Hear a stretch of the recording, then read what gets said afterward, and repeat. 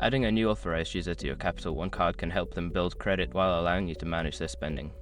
Follow these simple steps to complete the process. Step 1. Log into your account.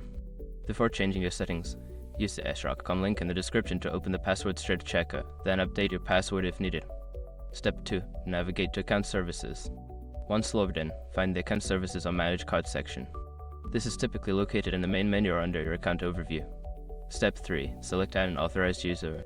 Look for the option that says Add an Authorized User or something similar.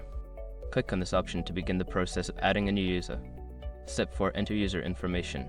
You will need to provide the new authorized user's details such as their name, date of birth, and social security number. Ensure that all information is accurate to avoid any issues. Step 5. Review and confirm. After entering the necessary information, review the details to ensure everything is correct. Once confirmed, submit your request to add the authorized user to your account. Now you are ready to manage your Capital One card with the new authorized user. This process can help both you and the new user benefit from the shared credit experience.